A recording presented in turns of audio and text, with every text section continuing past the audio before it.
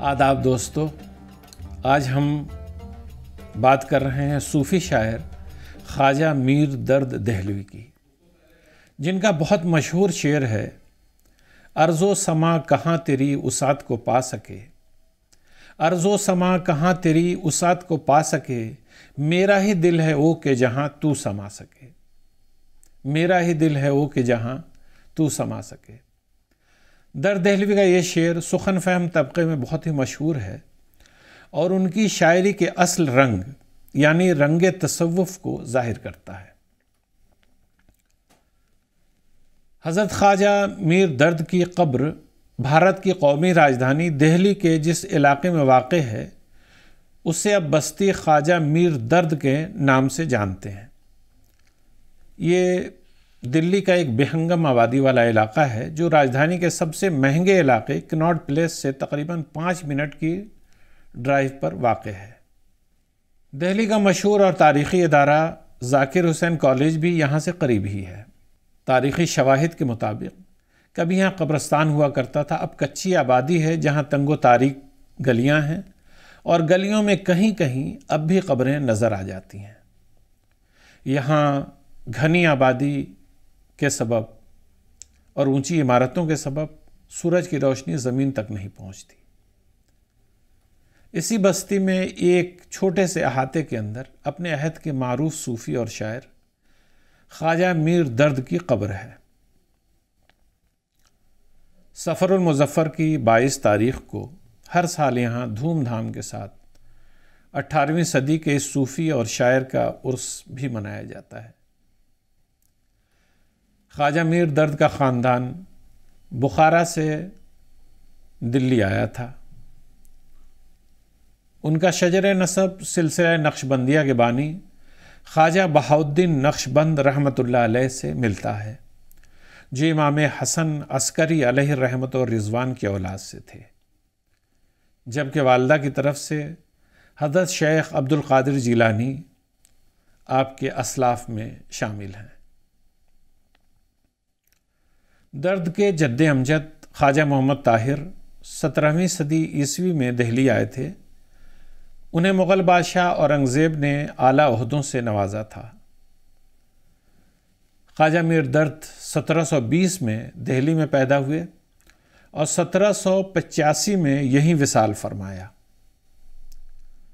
درد دبستان دہلی کے ایک زبردست شاعر ہونے کے ساتھ ساتھ نقشبندی سلسلے کے صوفی بھی تھے۔ نقشبندی اور مجددی سلسلے سے ان کا تعلق تھا۔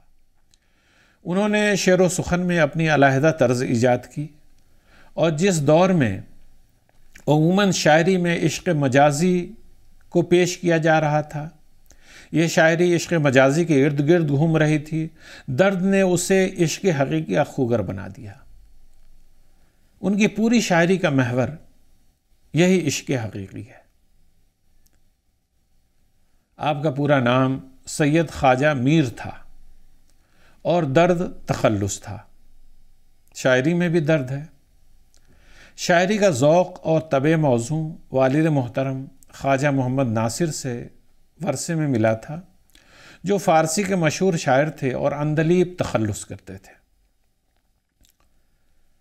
شروع میں درد نے سپاہی کا پیشہ اختیار کیا، لیکن پھر صوفیانہ مزاج کو خون خرابی کی راہ پسند نہ آئی اور محض 29 سال کی عمر میں وہ سب چھوڑ کر کنارہ کش ہو گئے، اور جب 39 سال کی عمر کو پہنچے تو والد کا انتقال ہو گیا اور ان کی جگہ پہ یہ سجادہ نشیں بن گئے۔ خلوص نیت، دیانت داری، تقوی شعاری اور عبادت گزاری کی وجہ سے امیر غریب سب آپ کی عزت کرتے تھے۔ مال و دولت اور عیش و عشرت کو چھوڑ کر فقیرانہ زندگی گزارنے لگے۔ دہلی کے معززین اکثر مغل بادشاہوں کے دربار میں جایا کرتے تھے، مگر آپ کبھی کسی وزیر یا بادشاہ کے دربار میں نہیں گئے۔ مغل بادشاہ شاہ عالم خود آپ سے ملنے آپ کے پاس آیا کرتا تھا۔ خواجہ میر درد تصوف کے ساتھ ساتھ موسیقی میں بھی مہارت رکھتے تھے اور ہر ماہ موسیقی کی محفل اپنے ہاں منعقد کیا کرتے تھے،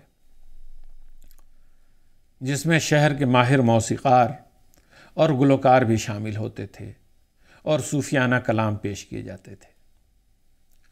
ان کے دور میں دہلی شہر بہت ہنگامہ آرائی سے گزرا تھا۔ احمد شاہ ابدالی اور مراٹھوں کے حملوں کی وجہ سے شہر پوری طرح سے برباد ہو گیا تھا۔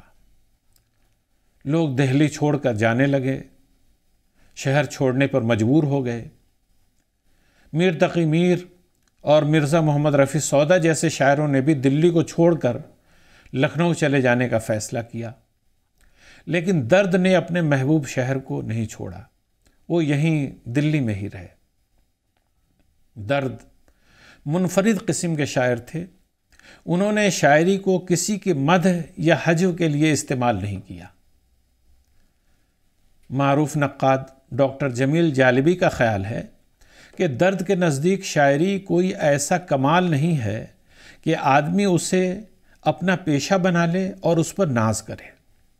وہ شاعری کو انسانی ہنروں میں سے ایک ہنر سمجھتے ہیں، بشرطے کہ اسے صلہ حاصل کرنے یا دنیا کمانے کے لیے استعمال نہ کیا جائے۔ شاعر کا منصب یہ نہیں کہ وہ شاعری کو مدح یا حجو کے لیے استعمال کرے یا دنیا کمانے کے لیے در بدر مارا مارا پھرے۔ درد کے نزدیک شاعری ان معارف تازہ کا اظہار ہے جو قلب شاعر پر وارد ہوتے ہیں۔ کلام موضوع و مربوط ایک عجیب لذت رکھتا ہے جس سے دل کی کلی کلی کھل اٹھتی ہے۔ درد کے نزدیک شاعری ایک نہایت سنجیدہ سرگرمی ہے جس کا مقصد یہ ہے کہ شاعر اپنے واردات قلبیہ اور تجربات باطنی کا اظہار کرے اور اس طور پر کرے کہ شعر سننے والے کے دل میں گھر کر لے۔ اسی لیے انہوں نے شاعری کو مدح یا حجو سے ملوث نہیں کیا اور شعر میں ملا کر اسے ایک کر دیا۔ اب اخیر میں درد کے چند مشہور اشعار ملاحظہ فرمائیں۔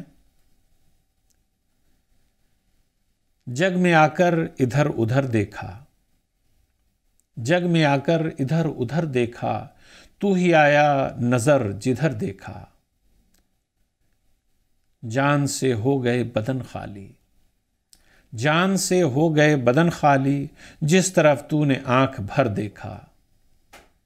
اور وہ کہتے ہیں ارض و سما کہاں تیری وسعت کو پا سکے، میرا ہی دل ہے وہ کہ جہاں تو سما سکے، اور وحدت میں تیری حرف دوئی کا نہ آ سکے، وحدت میں تیری حرف دوئی کا نہ آ سکے، آئینہ کیا مجال تجھے منہ دکھا سکے۔